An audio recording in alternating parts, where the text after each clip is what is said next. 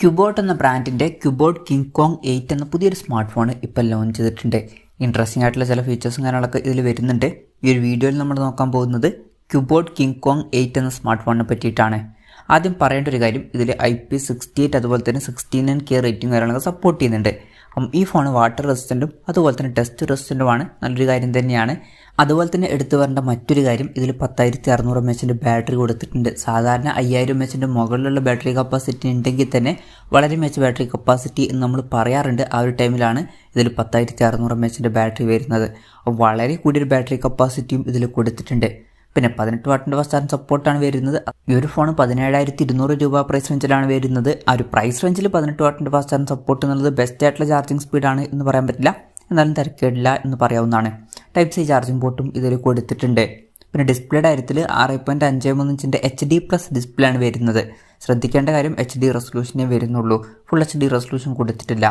17,200 രൂപ പ്രൈസ് റേഞ്ചിലൊക്കെ നമ്മൾ full HD റെസൊല്യൂഷനും കാര്യങ്ങളൊക്കെ എക്സ്പെക്ട് ചെയ്യുന്നുണ്ട്. പക്ഷേ ഈ ഫോണിൽ ഫുൾ HD റെസൊല്യൂഷൻ വരുന്നില്ല. അത് കുറച്ച് ഡിസപ്പോയിൻറ്റിംഗ് ആയിട്ടാണ് എനിക്ക് തോന്നിയിട്ടുള്ളത്. പിന്നെ LCD പാനലാണ് ഇതിൽ ഉപയോഗിച്ചിരിക്കുന്നത്. പഞ്ചോൾ ഡിസൈൻ ഈ ഫോണിൽ വരുന്നുണ്ട്. പഞ്ചോൾ വരുന്നത് ടോപ്പ് സെൻറ്റർ ഭാഗത്തായിട്ടാണ്.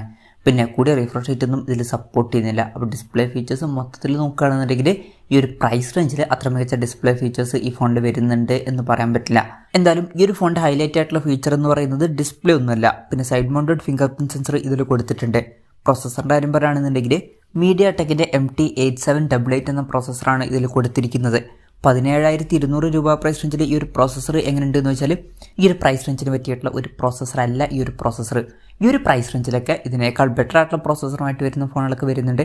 പ്രോസസ്സറും കുറച്ച് നിരാശപ്പെടുത്തി എന്ന് പറയേണ്ടി വരും ഈ ഒരു പ്രൈസ് റേഞ്ചിൽ. പിന്നെ 5G സപ്പോർട്ടൊന്നും വരുന്നില്ല, മാക്സിമം 4G സപ്പോർട്ടേ വരുന്നുള്ളൂ. ഈ ഫോണിൽ 6GB റാം കൊടുത്തിട്ടുണ്ട്, 256GB ഇൻറ്റേർണലും വരുന്നുണ്ട്. 256GB ഇൻറ്റേർണലൊക്കെ വരുന്നുണ്ട്, നല്ലൊരു കാര്യം തന്നെയാണ്. എക്സ്റ്റെൻഡഡ് റാം എന്നുള്ള ഫീച്ചറും ഇതിൽ കൊടുത്തിട്ടുണ്ട്. അതായത് എക്സ്ട്രാ റാം വേണ്ട സമയത്ത് ഇൻറ്റേർണൽ മെമ്മറിയിൽ നിന്ന് കുറച്ച് മെമ്മറി എടുത്തിട്ട് അത് റാമായിട്ട് യൂസ് ചെയ്യും. അങ്ങനെ 6GB റാം വരെ എക്സ്ട്രാ നമുക്ക് ലഭിക്കുന്നതായിരിക്കും. പിന്നെ ഈ ഫോണിൽ 6000 ലൂമിൻ്റെ ഒരു ലൈറ്റും കാര്യങ്ങളൊക്കെ വരുന്നുണ്ട്. വളരെ പവർഫുൾ ആയിട്ടുള്ള നല്ല ബ്രൈറ്റ് ആയിട്ടുള്ള ഒരു ലൈറ്റും കാര്യങ്ങളൊക്കെ ഇതിൽ കൊടുത്തിട്ടുണ്ട്.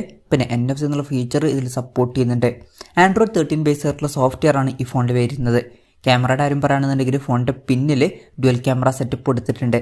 48 മെഗാ മെയിൻ ക്യാമറ സെൻസറാണ് ഈ ഫോണിൽ വരുന്നത്. പിന്നെ 2 മെഗാ ഒരു മാക്രോ ലെൻസും വരുന്നുണ്ട്. അൾട്രാ വൈഡ് ആംഗിൾ ലെൻസ് അതുപോലുള്ള കാര്യങ്ങളൊന്നും ഇതിൽ കൊടുത്തിട്ടില്ല. പിന്നെ ഫ്രണ്ടിൽ 16 മെഗാ സെൽഫി ക്യാമറയും വരുന്നുണ്ട്. പിന്നെ പറയേണ്ട ഒരു കാര്യം എന്താ വെച്ചാൽ ഈ ഫോണിൻ്റെ വെയിറ്റ് 382 ഗ്രാം വരുന്നുണ്ട്. വെയിറ്റ് അത്യാവശ്യം കൂടുതലാണ്.